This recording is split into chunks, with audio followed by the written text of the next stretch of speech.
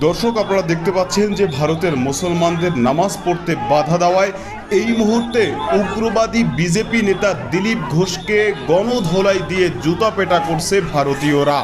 BJP শীর্ষ নেতা ও মন্ত্রী দিলীপ ঘোষ হামলার শিকার হন। ঘটনার মূল কেন্দ্রবিন্দু ভারতের পশ্চিমবঙ্গ রাজ্য। দেশের বিভিন্ন স্থানে দলটির কার্যালয়ের ভাঙচুর ও অগ্নিসংযোগের ঘটনা ঘটেছে। বাংলাদেশ বা পাকিস্তানে গিয়ে নামাজ পড়ুন, কেউ কিচ্ছু বলবে না, তবে এখানে এসব চলবে না। সম্প্রতি ভারতের পশ্চিমবঙ্গের এক বিজেপি মন্ত্রী মুসলিমদের উদ্দেশ্যে এই মন্তব্য করেছেন। তার বিতর্কিত এই মন্তব্যের পর সেখানকার রাজনৈতিক অঙ্গনে নতুন করে উত্তেজনা ছড়িয়েছে। মুসলমানদের নামাজ পড়া নিয়ে মন্ত্রীর এমন বক্তব্যের প্রতিবাদে ফুঁসে উঠেছে স্থানীয় মুসল্লিরা। সেই সঙ্গে তাদের প্রশ্ন, এটা কি কোনো সরকারি সিদ্ধান্ত নাকি নতুন কোনো ষড়যন্ত্র? বাংলাদেশ পাকিস্তানে গিয়ে নামাজ পড়ুন, এখানে এসব চলবে না। কোনো উগ্রপন্থী বা রাস্তার কোনো অর্বাচীনের কথা নয়। ভারতের এক বিশাল অংশের মুসলিম নাগরিককে ঠিক এই ভাষাতেই চরম আক্রমণ করলেন পশ্চিমবঙ্গের মন্ত্রী দিলীপ ঘোষ। নামাজ পড়তে হলে বাংলাদেশ বা পাকিস্তানে যান, কেউ কিছু বলবে না। এখানে আর নামাজ পড়া চলবে না। সরকার পাল্টে গেছে, মানুষ পাল্টে গেছে। বাংলাদেশে পাকিস্তান চলে যান, এখানে নামাজ পড়ুন, কেউ বলবে না। এখানে চলবে না এইসব। সরকার পাল্টে গেছে, লোক পাল্টে যায়, এগুলো বন্ধ করবো বলে, আর বন্ধ হবেই, জেনে রাখুন। সব বাংলাদেশ পাঠাবো খুঁজে খুঁজে। নিজ দেশের সংখ্যালঘু মুসলমানদেরকে যারা নামাজ পড়তে বাধা দেয়, ধর্ম পালনে বাধা দেয় এবং ধর্মীয় স্বাধীনতায় হস্তক্ষেপ করে, তারাই আবার দিন শেষে বাংলাদেশের দিকে সংখ্যালঘু ধর্মের মানুষদের নির্যাতনের অভিযোগ তুলে। কথায় বলে না, চোরের মায়ের বড় গলা, ঠিক সেই অবস্থা হয়েছে এই উগ্রবাদী ভারতীয়দের। কারণ ভারতীয় ক্ষমতাসীন দল উগ্রবাদী বিজেপির একজন নেতা দিলীপ ঘোষ, সে ভারতের মুসলমানদেরকে নামাজ পড়তে বাধা দিয়ে, ধর্ম পালনে বাধা দিয়ে সরাসরি মুসলমানদেরকে বলছে যে নামাজ পড়তে হলে এবং ধর্ম পালন করতে হলে পাকিস্তান চলে যাও অথবা বাংলাদেশ চলে যাও। অথচ বাংলাদেশ রাষ্ট্র গঠন হওয়ার পর থেকে আজ পর্যন্ত বিগত 50 বছরেও বাংলাদেশের একজন নেতা তো দূরে থাক, বাংলাদেশের একজন সাধারণ মানুষ সেও আজ পর্যন্ত কোনো সংখ্যালঘু মানুষদেরকে এই ধরনের কোনো কথা আজ পর্যন্ত বলেনি। যেই কারণে এবার ভারতের মুসলমানদেরকে নামাজ পড়তে বাধা দেওয়া এবং ধর্ম পালনে বাধা দেওয়ায় ভারতের উগ্রবাদী বিজেপি নেতা দিলীপ ঘোষকে প্রকাশ্যে গণধোলাই দিয়ে জুতা পেটা করেছে ভারতীয়রা। দর্শক, এ বিষয়ের কিছু অংশ ভিডিওর শুরুতে শিরোনামে আপনারা দেখেছেন, বিস্তারিত দেখবেন পুরো ভিডিও জুড়ে। এই বিষয়গুলো দেখার পূর্বে আপনাদের একটা অনুরোধ করব, যারা আমাদের চ্যানেলে নতুন আসছেন চ্যানেলটি সাবস্ক্রাইব করে অল ক্লিক করে বেল আইকনটি চালু করে দিবেন। দর্শক, চলুন আমরা দেখব যে এবার মুসলমানদেরকে নামাজ পড়তে বাধা দিয়ে, ধর্ম পালনে বাধা দিয়ে এবার যে প্রকাশ্যে গণধোলাই খেয়ে জুতো পেটা খেয়েছে এই বিজেপির উগ্রবাদী নেতা দিলীপ ঘোষ, সেটা আমরা দেখব। সেটা দেখার পূর্বে চলুন প্রথমে আমরা একটু দেখে আসি যে মুসলমানদেরকে নামাজ ও ধর্ম পালনে বাধা দেওয়ায় এবার খোদ ভারত উত্তাল হতে চলছে এবং ভারতীয়রাই এবার এর বিরুদ্ধে প্রতিবাদ শুরু করেছে। সেটা আমরা প্রথমে কিছু অংশ দেখে এরপর বিষয়টা দেখব। ধৈর্য ধরে একটা লাইক দিয়ে ভিডিওটি শেষ পর্যন্ত দেখতে থাকুন। বাংলাদেশ বা পাকিস্তানে গিয়ে নামাজ পড়ুন, কেউ কিচ্ছু বলবে না, তবে এখানে এসব চলবে না। সম্প্রতি ভারতের পশ্চিমবঙ্গের এক বিজেপি মন্ত্রী মুসলিমদের উদ্দেশ্যে এই মন্তব্য করেছেন। তার বিতর্কিত এই মন্তব্যের পর সেখানকার রাজনৈতিক অঙ্গনে নতুন করে উত্তেজনা ছড়িয়েছে। মুসলমানদের নামাজ পড়া নিয়ে মন্ত্রীর এমন বক্তব্যের প্রতিবাদে ফুঁসে উঠেছে স্থানীয় মুসল্লিরা। সেই সঙ্গে তাদের প্রশ্ন, এটা কি কোনো সরকারি সিদ্ধান্ত নাকি নতুন কোনো ষড়যন্ত্র? এসআই রাজ জানাচ্ছেন বিস্তারিত। এমনি দম বন্ধ হয়ে যাচ্ছে, যান বাংলাদেশে, পাকিস্তান চলে যান, এখানে নামাজ পড়ুন, কেউ বলবে না। এখানে চলবে না এইসব। রেড ডোরে নামাজটাকে আটকানোর সময় বলবে যে কোরআনে লেখা নেই রেড ডোরে নামাজ পড়তে হবে, তাই এটা চাইলে আটকানো যায়। তো তোমার ভাই কোন বেদে লেখা আছে যে রেড ডোরে তোমাকে নাচন গোদন করতে হবে, যোগাসন করতে হবে? দেশের সিংহভাগ মানুষের ক্ষোভটাকে মুসলমানদের দিকে নিক্ষিপ্ত করতে চায়, সেই জন্য মুসলমানদের নিয়ে নানা প্রকার ইস্যু তারা তুলে আনে। মুসলিমদের 2 ঘন্টার নামাজ পড়ার ক্ষেত্রে তাদের বাধাপ্রাপ্ত হচ্ছে, আর তিনাদের যোগ আসন করতে ভারতবর্ষের অনারেবল প্রাইম মিনিস্টার আসছে। কলকাতার ঐতিহাসিক রেড রোড ঘিরে ভারতের পশ্চিমবঙ্গের রাজনীতিতে আবারও শুরু হয়েছে উত্তেজনা। আগামী 21 জুন আন্তর্জাতিক যোগ দিবস উপলক্ষে সেখানে আসবেন দেশটির প্রধানমন্ত্রী নরেন্দ্র মোদী। পাশাপাশি ওই অনুষ্ঠানে উপস্থিত থাকবেন পশ্চিমবঙ্গের মুখ্যমন্ত্রী শুভেন্দু অধিকারীও। তবে এই আয়োজনকে ঘিরে রেড রোড বন্ধ রাখা এবং মুসলিম সম্প্রদায়ের ঈদের নামাজের অনুমতি না দেওয়াকে কেন্দ্র করে নতুন করে শুরু হয়েছে বিতর্ক। আর সেই বিতর্কের আগুনে ঘি ঢেলেছেন রাজ্যের মন্ত্রী দিলীপ ঘোষ। নরেন্দ্র মোদীর আগমন ঘিরে কলকাতার অন্যতম প্রধান ও ব্যস্ততম এই সড়কটি দীর্ঘ 7 দিনের জন্য সম্পূর্ণ বন্ধ রাখা হচ্ছে। এরই মধ্যে রেড রোডে বিশাল মঞ্চ নির্মাণের কাজ শুরু হয়েছে। এ কারণে 14 জুন রাত 10টা থেকে 21 জুন পর্যন্ত রেড রোডে সব ধরনের যান চলাচল বন্ধ রাখা হয়েছে। এদিকে কলকাতার রেড রোডে যোগ দিবসের এই জমকালো অনুষ্ঠানের অনুমতি দেওয়া হলেও সম্প্রতি পবিত্র ঈদুল আজহার নামাজ সেখানে আয়োজনের অনুমতি দেওয়া হয়নি। নামাজ পড়তে হয়েছে পার্শ্ববর্তী ব্রিগেড প্যারেড গ্রাউন্ডে। তাই প্রশ্ন উঠেছে, রেড রোডে ঈদের নামাজে অনুমতি দেওয়া না হলেও যোগ দিবসের মতো অনুষ্ঠানের জন্য কেন দীর্ঘ 7 দিন রাস্তা বন্ধ রেখে অনুমতি দেওয়া হচ্ছে? প্রশাসনের এমন দ্বিমুখী নীতির বিরুদ্ধে সরব হয়েছেন অনেকেই। বিজেপি চিরকালের বক্তব্য ছিল যে রেড রোডে কেন ঈদের দিন নামাজ পড়া হয়। রেড রোডে ঈদের দিন সকালবেলা 1 ঘন্টা নামাজ পড়া হলে বিজেপি রাতের ঘুম চলে যেত।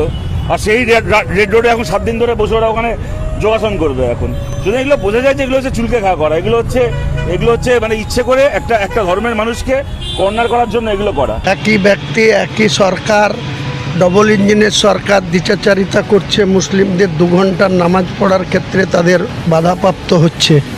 আর তিনাদের যোগ আসন করতে ভারতবর্ষের অনারেবল প্রাইম মিনিস্টার আসছে। রাস্তায় যানজট হচ্ছে বলে নামাজিদের তুলে দিচ্ছে, এইটা ওনাদের লক্ষ্যই না। ওনাদের লক্ষ্য মুসলমান একটা ওই বাইনারি ক্রিয়েট করে রাখা, মারামারিটা জিইয়ে রাখা, বিভেদটা জিইয়ে রাখা। দেশের সংবিধান বলে একটা জিনিস আছে, সেই সংবিধান অনুযায়ী আমাদের চলতে হবে।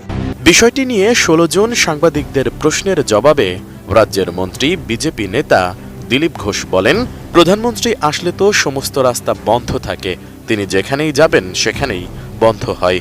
তবে ঈদের নামাজের জন্য রেড রোডে অনুমতি না দেওয়ার প্রসঙ্গে সাংবাদিকদের প্রশ্নের জবাবে বেশ আক্রমণাত্মক ও বিতর্কিত মন্তব্য করেন দিলীপ। মুসলিম নেতাদের ব্যঙ্গ করে তিনি বলেন, ওনারা কোন হরিদাস পাল যে তাদের জন্য কলকাতার প্রধান রাস্তা আটকাতে হবে? দেশের প্রধানমন্ত্রী বা মুখ্যমন্ত্রীর জন্য রাস্তা আটকানো ঠিকই আছে। 107 বছর ধরে তো নামাজ চলেছে, একবার বন্ধ করে দেওয়াতে ওনাদের দম বন্ধ হয়ে যাচ্ছে। প্রাইম মিনিস্টার এলে তো সব রাস্তাই বন্ধ হয়, খালি রেড রোড কেন? উনি যেখানে যাবেন সেখানে বন্ধ হবে। তো যেখানে যান চলাচল কম ওখানেই করেছে, ছুটির দিন ওখানে কম লোক যাবে, সেজন্য ওখানেই করেছে। না হলে তো আরও বেশি সমস্যা হতো লোকের। আর ওনারা কে? হরিদাস পাল? তাদের জন্য রাস্তা আটকানো হবে? প্রাইম মিনিস্টারের জন্য আটকাবে, চিফ মিনিস্টারের জন্য আটকাবে, এটা ঠিকই আছে। আর 107 বছর ধরেই তো অন্যায় করা হয়েছে, 1 বছরে এমনি দম বন্ধ হয়ে যাচ্ছে। এ সময় তিনি বাংলাদেশ ও পাকিস্তানের প্রসঙ্গ টেনে সংখ্যালঘুদের উদ্দেশ্যে বলেন, বেশি সমস্যা হলে বাংলাদেশ বা পাকিস্তানে চলে যান, সেখানে গিয়ে নামাজ পড়ুন, কেউ কিছু বলবে না। এখানে এসব আর চলবে না। সরকার পাল্টে গেছে, এগুলো বন্ধ করার জন্য লোকও পাল্টেছে, তাই এগুলো এখন বন্ধ হবেই। যান বাংলাদেশে, পাকিস্তান চলে যান, এখানে নামাজ পড়ুন, কেউ বলবে না। এখানে চলবে না এইসব। সরকার পাল্টে গেছে, লোক পাল্টে যায়, জানে এগুলো বন্ধ করবো বলে, আর বন্ধ হবেই, জেনে রাখুন। অন্যদিকে দিলীপ ঘোষের এসব মন্তব্য মুহূর্তেই রাজনৈতিক অঙ্গনে তোলপাড় সৃষ্টি করে। তৃণমূল কংগ্রেস সহ বিভিন্ন ধর্মনিরপেক্ষ ও সামাজিক সংগঠন এই বক্তব্যের তীব্র নিন্দা জানিয়ে এটিকে দেশটির সম্প্রীতি নষ্টের একটি অপচেষ্টা বলে আখ্যা দিয়েছে। তবে দিলীপ ঘোষ তার বক্তব্যে অনড়। বাংলাদেশ পাকিস্তানে গিয়ে নামাজ পড়ুন, এখানে এসব চলবে না। কোনো উগ্রপন্থী বা রাস্তার কোনো অর্বাচীনের কথা নয়। ভারতের এক বিশাল অংশের মুসলিম নাগরিককে ঠিক এই ভাষাতেই চরম আক্রমণ করলেন পশ্চিমবঙ্গের মন্ত্রী দিলীপ ঘোষ। কলকাতায় প্রধানমন্ত্রী নরেন্দ্র মোদীর আগমনকে কেন্দ্র করে যখন রেড রোড টানা 7 দিন বন্ধ রাখা নিয়ে ন্যায্য প্রশ্ন উঠেছে, ঠিক তখনই রাজ্যের এক দায়িত্বশীল মন্ত্রীর মুখ থেকে ঝরে পড়ল এই তীব্র বিভাজনের বিষবাষ্প। কেন রেড রোডে ঈদের নামাজে বাধা দিয়ে যোগ দিবসের জন্য দিনের পর দিন রাস্তায় স্তব্ধ করা হলো? এই ন্যায্য প্রশ্নের জবাবেই মেজাজ হারান মন্ত্রী। আগামী 21শে জুন আন্তর্জাতিক যোগ দিবস, আর এই অনুষ্ঠানকে কেন্দ্র করে পশ্চিমবঙ্গে আসছেন প্রধানমন্ত্রী নরেন্দ্র মোদী। মঞ্চে তার সঙ্গী হবেন রাজ্যের মুখ্যমন্ত্রী শুভেন্দু অধিকারী। কিন্তু এই ভিভিআইপি আয়োজনে শহরের অন্যতম ব্যস্ততম লাইফলাইন রেড রোড টানা 7 দিনের জন্য সম্পূর্ণ বন্ধ করে দেয়া হয়েছে। গত 14 জুন রাত 10টা থেকে আগামী 21 জুন পর্যন্ত এই রাস্তায় সব ধরনের যান চলাচল বন্ধ। আর এই বিশাল আয়োজন ঘিরেই এখন মাথাচাড়া দিয়েছে তীব্র বিতর্ক ও বৈষম্যের অভিযোগ। সম্প্রতি এই রেড রোডেই ঈদের নামাজ পড়ার অনুমতি দেয়া হয়নি মুসলিম সম্প্রদায়কে, তাদের সরিয়ে দেওয়া হয়েছিল পার্শ্ববর্তী ব্রিগেড প্যারেড গ্রাউন্ডে। স্বাভাবিকভাবেই প্রশ্ন উঠেছে, ধর্মীয় উৎসবের নামাজে যদি রাস্তা বন্ধের অজুহাতে বাধা দেয়া হয়, তবে যোগ দিবসের জন্য কেন একটি জনবহুল রাস্তা 7 দিন ধরে অবরুদ্ধ করে রাখা হলো? বিশেষ করে মুসলিম ধর্মের ইমাম ও ধর্মীয় নেতারা এই দ্বিচারিতা নিয়ে জোরালো প্রশ্ন তুলেছেন। কিন্তু এই যৌক্তিক প্রশ্নের মুখে পড়ে সাংবাদিকদের প্রশ্নের উত্তরে তিনি যে ভাষা ব্যবহার করলেন তা যেন একজন নির্বাচিত মন্ত্রীর পদের মর্যাদাকে ধুলোয় মিশিয়ে দেয়। দিলীপ ঘোষের দাবি, প্রধানমন্ত্রী যেখানেই যান রাস্তা বন্ধ থাকে, কিন্তু ঈদের নামাজের প্রসঙ্গ আসতেই নিজের আসল রূপ প্রকাশ করে ফেলেন তিনি। নাম না করেই সংখ্যালঘু সম্প্রদায়কে চরম অসম্মান করে তিনি প্রশ্ন তোলেন, উনারা কোন হরিদাস পাল যে তাদের জন্য রাস্তা আটকাতে হবে? এখানেই শেষ নয়, এরপর সরাসরি দেশের মুসলিম নাগরিকদের দেশ ছাড়ার ফতোয়া দিয়ে বসেন। তিনি বলেন, বাংলাদেশ পাকিস্তানে চলে যান, সেখানে গিয়ে নামাজ পড়ুন, কেউ কিছু বলবে না। এখানে এসব চলবে না, সরকার পাল্টে গেছে, এগুলো বন্ধ করার জন্য লোক পাল্টেছে, আর এগুলো বন্ধ হবেই। মন্ত্রীর এমন মন্তব্যের পরেই ফুঁসে উঠেছে নেটপাড়া ও সচেতন সমাজ। ধেয়ে আসছে তীব্র সমালোচনা। নেটিজেনরা পাল্টা প্রশ্ন তুলে বলেছেন, এই রাজ্যের এই দেশের মুসলিমরা কি পাকিস্তানের নাগরিক? তারা কি এই দেশের কর দেন না? তাদের ভোট নিয়ে কি আপনি আজ মন্ত্রীর চেয়ারে বসেননি? অনেকে বলছেন, দিলীপ ঘোষের এই মন্তব্য কেবল একটি সম্প্রদায়ের অবমাননা নয়, বরং ভারতীয় সংবিধান এবং বহুত্ববাদী সংস্কৃতির অবমাননা। ভারতের উগ্রবাদী বিজেপি নেতা দিলীপ ঘোষ, সে ভারতের মুসলমানদেরকে নামাজ পড়তে বাধা দিয়ে, ধর্ম পালনে বাধা দিয়ে সে ইসলাম বিদ্বেষী এবং সংখ্যালঘু বিদ্বেষী যেই ঘোষণা দিয়েছে যে যদি নামাজ পড়তে হয়, ধর্ম পালন করতে হয়, তো তাহলে পাকিস্তান অথবা বাংলাদেশ চলে যাও, ভারতে তাদের থাকার অধিকার নাই। অথচ ভারতের যেই সমস্ত সংখ্যালঘু মুসলমানরা যারা ভারতের স্থানীয় এবং যারা ভারতের নাগরিক, তাদের প্রত্যেকেরই সংবিধান অনুযায়ী প্রত্যেকের নিজ ধর্ম স্বাধীনভাবে পালন করার অধিকার রয়েছে। কিন্তু এই উগ্রবাদী বিজেপির নেতারা, হিন্দুত্ববাদী উগ্রবাদীরা, এরা ভারতের যেই সমস্ত সংখ্যালঘু মুসলমানরা রয়েছে তাদের নামাজে বাধা দিচ্ছে, তাদের ধর্ম পালনে বাধা দিচ্ছে এবং তাদের ধর্মীয় স্বাধীনতায় হস্তক্ষেপ করছে, যেটা একেবারে মানে ধর্মীয় স্বাধীনতায় হস্তক্ষেপ করা এবং সাংবিধানিক যে অধিকার, সেই অধিকারেও হস্তক্ষেপ করা, সংবিধানকে ছুঁড়ে ফেলে দেওয়া। অথচ এরা আবার মুখে মুখে বড় বড় কথা বলে, সেখানে একদিকে ভারতের মুসলমানদের ধর্মীয় স্বাধীনতায় হস্তক্ষেপ করে, মুসলমানদেরকে ধর্মীয় স্বাধীনতা দেয় না, মুসলমানদের ধর্ম পালন করতে দেয় না, আবার অন্যদিকে বাংলাদেশের দিকে তারা আঙুল তুলে বাংলাদেশের মুসলমানরা নাকি বাংলাদেশের সংখ্যালঘু হিন্দু, বৌদ্ধ, খ্রিস্টান সহ অন্য ধর্মের মানুষদের উপর নির্যাতন করে। বাংলাদেশে নাকি মানে সংখ্যালঘু মানুষরা তারা তাদের ধর্ম সঠিকভাবে পালন করতে পারে না। মানে কত বড় নির্লজ্জ, বেহায়া এবং মানে কাণ্ড জ্ঞানহীন মানুষ হলে এরকম ধরনের কথা বলতে পারে। অথচ তারা তাদের নিজ দেশেই আমাদের মুসলমানদেরকে স্বাধীনতা দিচ্ছে না এবং মুসলমানরা তারা যে তাদের নামাজ পড়বে সেই নামাজটাও পড়তে দিচ্ছে না। সুতরাং তাদের উপর বিভিন্নভাবে এই উগ্রবাদী হিন্দুত্ববাদীরা তারা নির্যাতনের স্টিম রুলার চালাচ্ছে, আবার তারা বড় বড় কথা বলছে। সেখানে পশ্চিমবঙ্গে ঈদের নামাজ সেটাই তারা পড়তে দেয়নি সেখানে, অথচ সেখানে 7 দিন ধরে তাদের হিন্দু ধর্মের যেই রীতিনীতি সেটা পালন করার জন্য তারা 7 দিন ধরে সেই জায়গাটা বন্ধ করে রাখছে।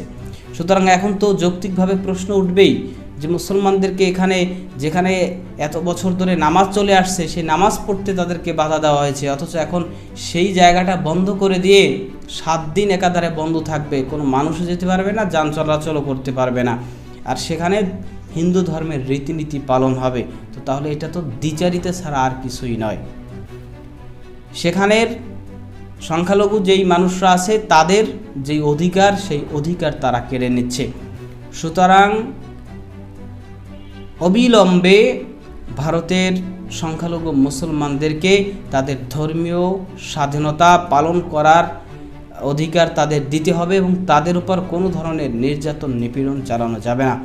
এ বিষয়ে আপনার মতামত কি সেটা কমেন্ট সেকশনে জানাতে পারেন। ভালো থাকবেন, সুস্থ থাকবেন, দেখা হবে নতুন কোনো ভিডিওতে, কথা হবে নতুন কোনো বিষয়। আজকে পর্যন্তই, আসসালামু আলাইকুম রহমতুল্লাহ।